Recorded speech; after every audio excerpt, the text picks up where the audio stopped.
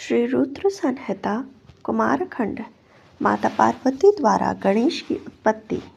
सूत जी कहते हैं, कुमार कार्तिकेय के उत्तम चरित्र को सुनकर नारद जी बहुत प्रसन्न हुए और प्रसन्नतापूर्वक ब्रह्मा जी से बोले, हे विधाता, आप ज्ञान के अथाह सागर हैं तथा करुणा निधान भगवान शिव के विषय में सब कुछ जानते हैं।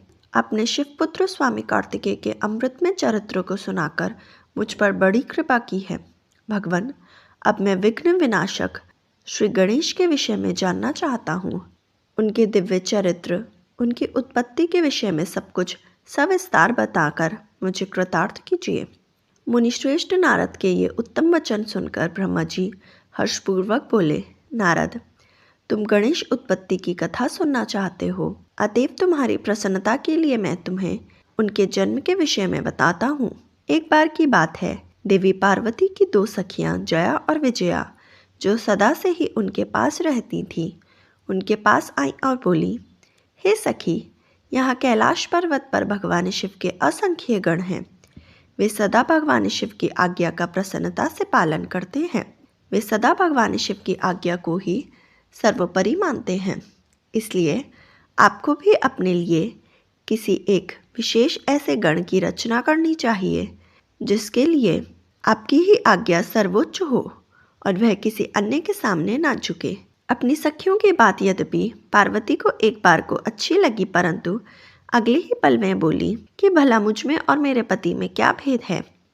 हम दोनों एक ही हैं और सभी शिवगण मुझ में और सदाशिव में कोई अंतर नहीं समझते। वे हम दोनों की ही आज्ञाओं का सदा पालन करते हैं। पार्वती जी के यह वचन सुनकर उनकी सखियां आगे कुछ नहीं बोली और वहां से चली गईं। एक दिन की बात है, देवी पार्वती अपने कक्ष में स्नान कर रही थी। वे नंदी को द्वारपाल बनाकर द्वार पर बैठा कर गई थी।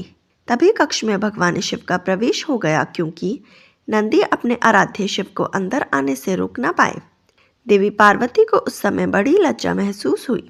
इस घटना के उपरांत देवी पार्वती को अपनी सखियों द्वारा दिए गए सुझाव का स्मरण हुआ। तब उन्होंने सोचा कि मेरा भी कोई ऐसा सेवक होना चाहिए जो कार्य कुशल हो और मेरी आज्ञा का सदैव पालन करे, अपने कर्तव्य से कभी भी विचलित न हो। ऐसा विचार करके उन्होंने अपने शरीर के मैल से शुभ लक्षणों से युक्त उत्तम बालक की रचना की। वह बालक शुभ संपन्न, महाबली, पराक्रमी और सुंदर था।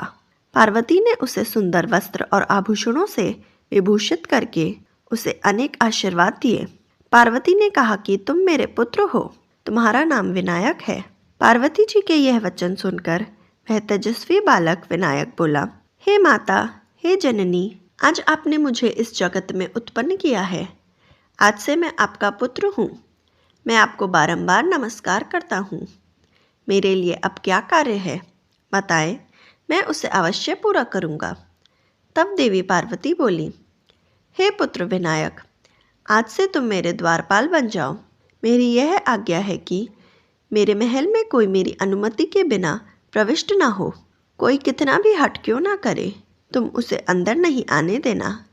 यह कहकर पार्वती ने एक छड़ी गणेश के हाथ में पकड़ा दी और प्रेमपूर्वक उसका मुख चूमकर अंदर स्नान करने के लिए चली गई।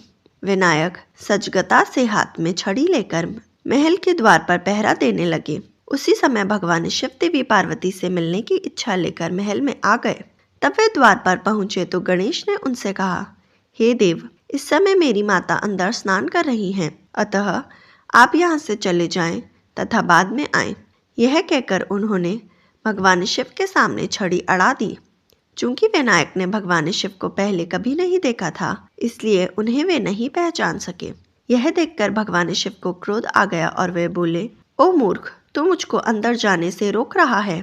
तू नहीं जानता कि मैं कौन हूँ? मैं शिव हूँ। मैं ही पार्वती का पति हूँ और अपने ही घर में जा रहा हूँ। यह कहकर जैसे ही भगवान शिव आगे बढ़े, गणेश जी ने उन पर छड़ी से प्रहार कर दिया। यह देखकर भगवान शिव को क्रोध आ गया।